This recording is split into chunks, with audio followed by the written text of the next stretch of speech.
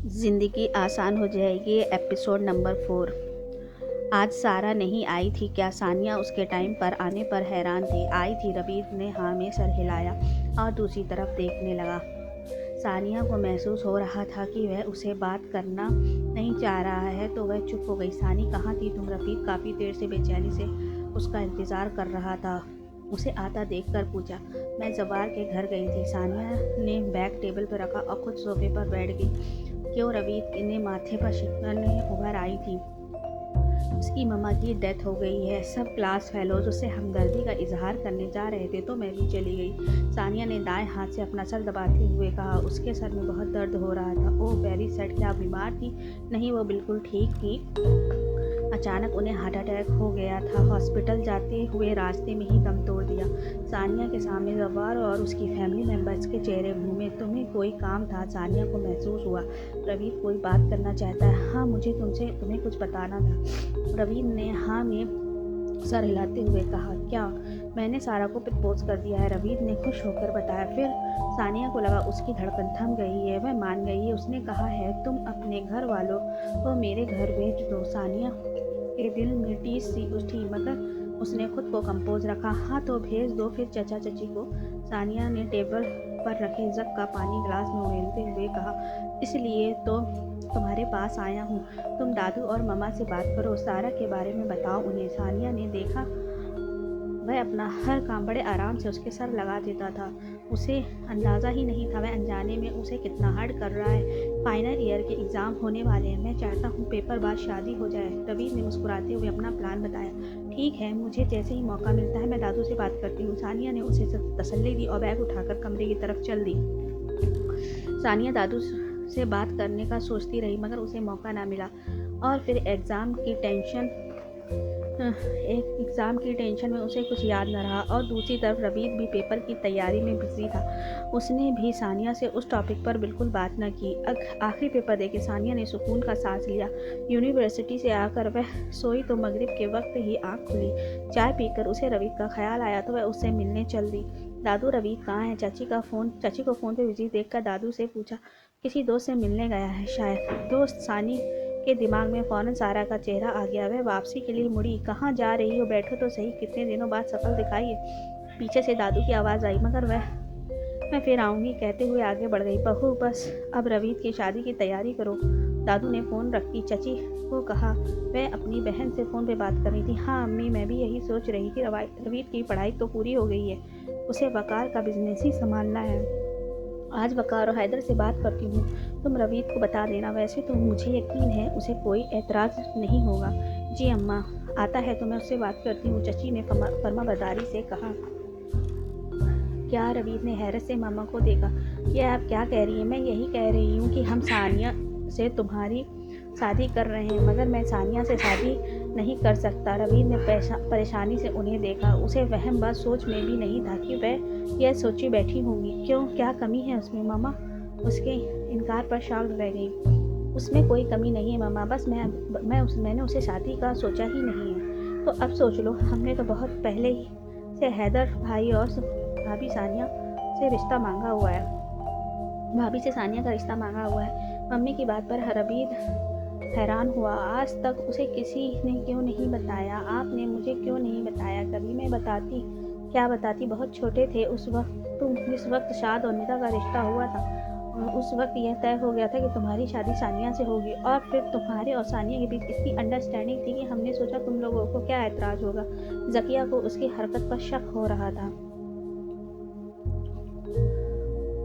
मम्मा, वह मेरी बहुत अच्छी दोस्त है, मगर आई एम सॉरी, मैं उससे शादी नहीं कर सकता। क्यों नहीं कर सकते तुम उससे शादी? मम्मा, वह सारा। रवीत थोड़ा सा हिचकिचाया। मेरे साथ पढ़ती है, बहुत अच्छी है, मैं उससे शादी। रवीत, किसी और के बारे में सोचना भी मत। सकिया ने उसकी बात काटी। तुम्हारे बाबा कभी नहीं मानेंगे। उन्होंने बहुत पहले निदा और सानिया का रिश्ता मांग लिया था तुम दोनों भाइयों के लिए। तो हो गई ना सात भाई और निदा भाभी की शादी। अब ज़रूरी थोड़ी है कि मेरी और सानिया की भी हो। रवीत ने झुंझलाते हुए कहा। ज़रूरी है रवीत, बहुत ज़रूरी है। पूरे ख़ानदान को पता है तुम्हारे और सानिया के रिश्ते का। जकिया बेगम ने अपना सर दोनों हाथ से थाम लिया। मामा, हद कर दिया आप लोगों ने। पूरे ख़ानदान को बता दिया और हमें ही नहीं बताया। रवीत ने शिकायत भरी नज़रों से उन्हें देखा। हम तो यही समझते थे कि तुम और सानिया को कोई एतराज़ नहीं होगा। मामा, सारा को जानती है, उसे कोई एतराज़ नहीं है, उसे सब मालूम है। और मेरा और सारा के बारे में आप सारा के घर जाए मेरा रिश्ता लेके। बच्चों जैसी बातें मत करो रवि, तुम्हारी शादी सानिया से होगी। ज़किया बेगम ने अटल अंदाज में कहा। पर मैं सानिया से कैसे शादी कर लूँ? वह तो खुद जवार में इंटरेस्टेड है। रवीद ने होठ को चलते ही हुए सोचा, मगर अगले ही लम्हे उसे ख्याल आया जिससे वह पुरसुकून हो गया। ओ मामा, आप मेरी तरफ से हाँ समझें। अगर सानिया को कोई एतराज़ नहीं है तो मैं उससे शादी कर लूँगा। रवीद कहकर रुका नहीं। उसे यकीन था सानिया कभी हाँ नहीं करेगी, क्योंकि वह सारा के बारे में सब जानती। और जब्बार उसे देख कर तो उसके चेहरे का रंग ही बदल जाता है। रवीद की नज़रों के सामने जब्बार का चेहरा घूम रहा था। बस अब तो शादी की तैयारी शुरू कर दो, थोड़ा सा टाइम रह गया है। रवीद लाउंज में बैठा टीवी देख रहा था जब दादू और मम्मा की आवाज़ उसके कानों से टकराई। वह दोनों अभी हैदर अली अंकल के घर से आई थी। अम्मा, मुझसे अकेले कहाँ होंगी तैयारी? मैंने निदा को फ़ोन कर दिया है, वह 2-4 दिन में आ जाएगी, फिर वही संभालेगी।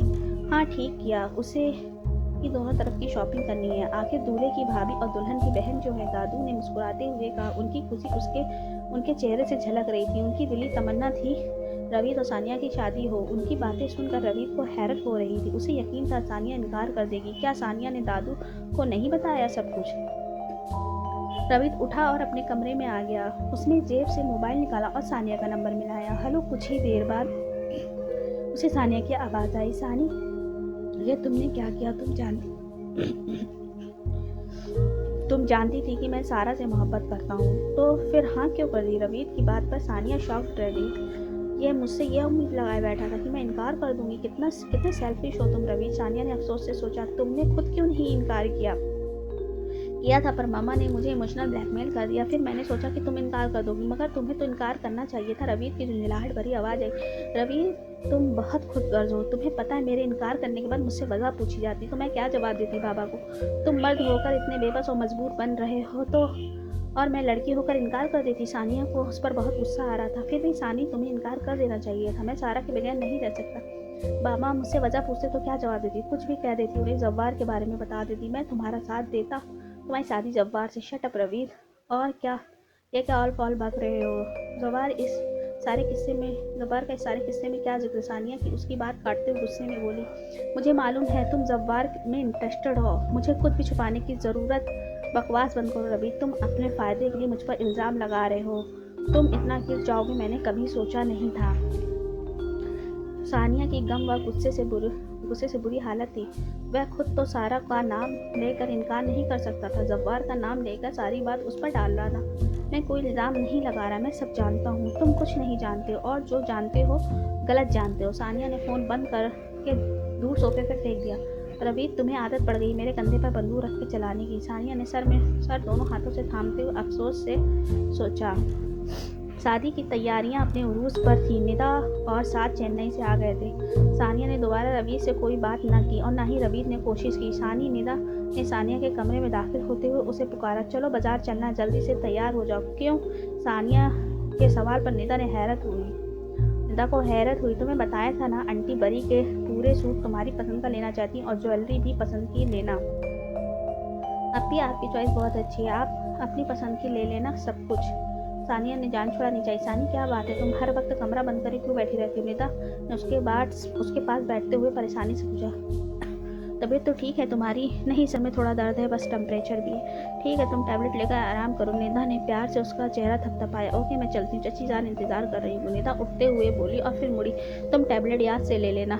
उसे याद दिलाती हुए कमरे से निकल गई। निदा के जाने के बाद सानिया ने लाल शॉल अपने चारों तरफ लपेटी और बाहर लॉन में आ गई। केन की चेयर पर बैठकर उसने लंबे लंबे सांस लिए। खुली फजा में उसे अपना बोझल होता सर कुछ बेहतर महसूस हुआ। उसने आंखें बंद करते हुए कुर्सी की पीठ से टेक लगा दी। उसकी सोचों का रुख फिर से रवीद और सारा की तरफ था। न चाहते हुए भी उसकी आंखों में आंसू आ गए। रवीद टेरेस पर ये सब मंजर देख रहा था। यह जब्बार के ख्यालों में गुम है। इसे जब्बार को भुलाने में मुश्किल हो रही है। रवीद ने होठ को चलते हुए सोचा। दिन ब दिन रवीद की गलतफहमियां बढ़ती जा रही थी। कहाँ हो यार तुम? तुम्हें पूरे घर में ढूंढ लिया और तुम यहाँ खड़े हो। साद भाई की आवाज़ पर रवीद ने मुड़ कर देखा। साद उसके कमरे के पीछे खड़ा था। रवीद दरवाज़ा बंद करके कमरे में आया। जी भाई बोले। यार तुम्हारी शादी की शॉपिंग हो रही है और तुम यहाँ मुँह पे 12 बजाए टेरेस पर खड़े हो। साद उसका हाथ पकड़े सोफे पर बैठ गया। यहाँ बैठो, तुमसे कुछ बात करनी है। साद ने साथ वाले सोफे की तरफ इशारा किया। रवि चुपचाप वहाँ बैठ गया। यह सारा का क्या चक्कर है? साद ने उसे गौर से देखते हुए पूछा। आपको किसने बताया? रवि जानबूझकर अनजान बना। मामा ने। आपको जब सब पता है तो पूछ क्यों रहे हैं? देखो रवि, यह सब वक्ती मोहब्बत होती है। आज से कई सालों बाद तुम्हें इन बातों पर हंसी आएगी जैसे मुझे आती है। रवि ने हैरत से साद भाई को देखा। उनके चेहरे पर मुस्कुराहट थी। मैं भी शादी से पहले अपनी कुलीग सभा में बहुत इंटरेस्टेड था, मगर अब मुझे सिर्फ ये याद है कि निदा को पार्लर से लेना है, निदा को शॉपिंग करानी है, और मुझे सिर्फ निदा याद रहती है। पुरानी बातों को याद करो तो हंसी आती है। रवीद अजीब सी नज़रों से साद को देखने लगा। जैसा कह रहा हो, आप तो सब सभा को भूल गए। अगर निदा भाभी किसी में इंटरेस्टेड होती तो क्या आप उन्हें भी भूल जाते? मैं सारा को तो भूल जाऊंगा, मगर जवार का मुस्कुराता चेहरा रवीद की नज़रों के सामने लहराया। तुम भी वक्त के साथ सब भूल जाओगे। सानी बहुत अच्छी है और तुम दोनों में बहुत अच्छी अंडरस्टैंडिंग है। रवीद कुछ देर खामोशी से बैठा रहा, फिर ज़रूरी काम का बहाना करके जाने लगा था कि साथ ने दोबारा बैठा लिया। मेरे साथ शॉपिंग पे चलो, तुम्हारे शादी और वलीमे के दिन के सूट लेना है। सॉरी भाई, मैं नहीं जा सकता। आप लोग अपनी पसंद का ले आइएगा। क्या मतलब अपनी पसंद का ले आऊँ? अगर मेरी पसंद का सूट तुम्हें अच्छा ना लगा तो? जब आप लोगों की पसंद से शादी कर रहा हूँ तो सूट भी आप लोगों की पसंद से पहन लूँगा। Don't worry. रवीद रुका नहीं, जल्दी से कमरे में चला गया। साथ सोच भरी नज़रों से दरवाजे को देखने लगा। उसने निदा को सारा के बारे में कुछ नहीं बताया था और मम्मा को भी मना कर दिया था, क्योंकि कुछ भी था, निदा सानिया की बहनी थी।